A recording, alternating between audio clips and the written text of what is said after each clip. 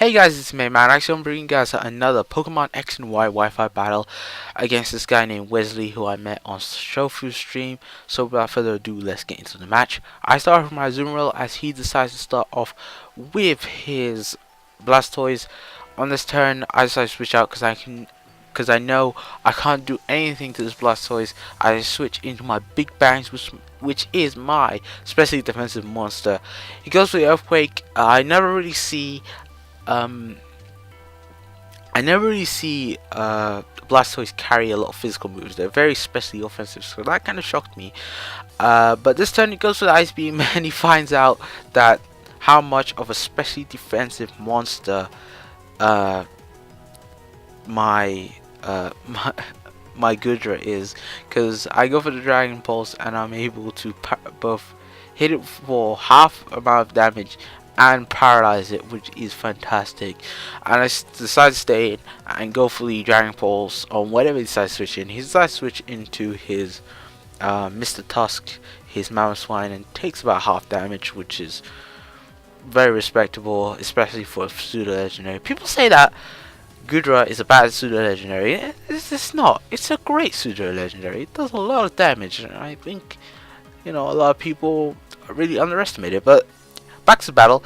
Anyway, he switched into his Pinsir, which I know is his Mega, because not a lot of people run just normal Pinsir in this meta game, especially when there's no tiers out. Everybody just runs Mega Pinsir. But anyway, Mega Pinsir is a big threat on his team. I should also mention that a lot of his Pokemon are weak to Stealth Rocks, and Stealth Rocks does make the massive difference in this game. So getting him up as soon as possible was my top priority. As Maru goes for the Stealth Rocks in this turn, so whenever either his Volcarona you'll see later on and his Mega Pinsir switching, they're going to be taking a lot of damage from the Stealth Rocks. So that is fantastic.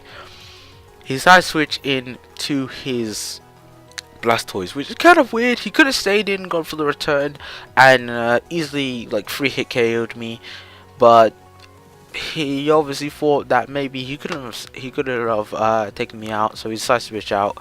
That gives me a chance to set up one layer of spikes, but I should have predicted this better, as he goes for the Rapid Spin as I switch into my Gudra. I should have switched into my Chandelure, which wouldn't have been, so I could put my rocks on the field, and it doesn't necessarily matter in the long run. But he decides to switch out and switch into his Blaziken as I go for the Thunderbolt, hoping to take out the Blastoise, but I don't. But it does a solid half damage to this Blaziken, which is fantastic. And he goes for the Brave Bird and gets the crit and is able to take me out. But this turn, with the Gooey, he's gonna be down by one speed point, but he's gonna go back up because of that speed boost. So he's at neutral right now. No boosts, no debuffs, nothing. He's just at neutral. He decides to switch out as I switch into my Azumarill, knowing that I was gonna go for the Aqua Jet, which is pretty much my safest move at this point. Going for the Aqua Jet. And luckily he decides to switch into his Mamoswine, which is kind of a dumb play in my opinion. He could have just switched into his Blastoise and taken the hit, but he decides not to. On this turn, I decided to switch back into my physically defensive Mamoswine, just take the return. That does a lot of damage, so I'm expecting myself to be killed off next turn. But he does but I decided to stay in because I really need those rocks. I decided to switch out because I really need those rocks out.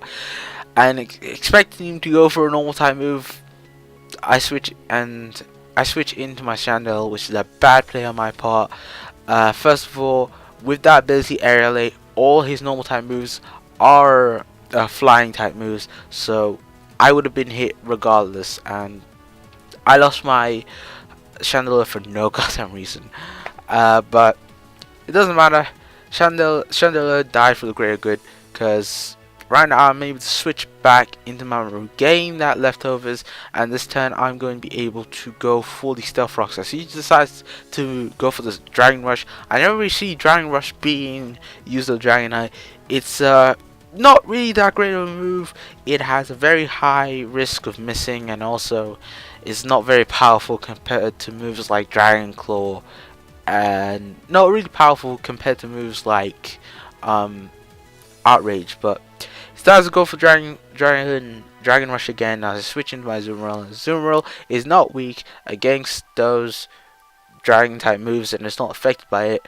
So he decides to go for the Thunderbolt next turn. I go for the Play Rough. Doesn't unfortunately misses, which is unfortunate. But this turn he switches into the Volcarona, and I'm scared of what this Volcarona can do. So I decide to switch into my Dragon Claw, and on the next turn I go for the Dragon Claw and I'm able to destroy his Volcarona, and this is pretty much the end of the match. With both the Stealth Rock set up, all of his Pokemon are going to be taking a massive amount of damage from the Stealth Rock, and it's pretty much game. So yeah, that's pretty much it. So thanks to my Garchomp, I am able to win this battle. So yeah, so hope you guys enjoyed today's video. If you guys did, please leave a like if you did, and please subscribe for more Pokemon Wi-Fi battles, and I will see you guys later for some more Pokemon X and Y Wi-Fi battles, because I really do like doing these Wi-Fi battles on a daily basis. But you see this is the pure power of Garchomp, being able to sweep his entire team, and just fantastic. So hope you guys enjoyed, and I will see you guys next time. Peace.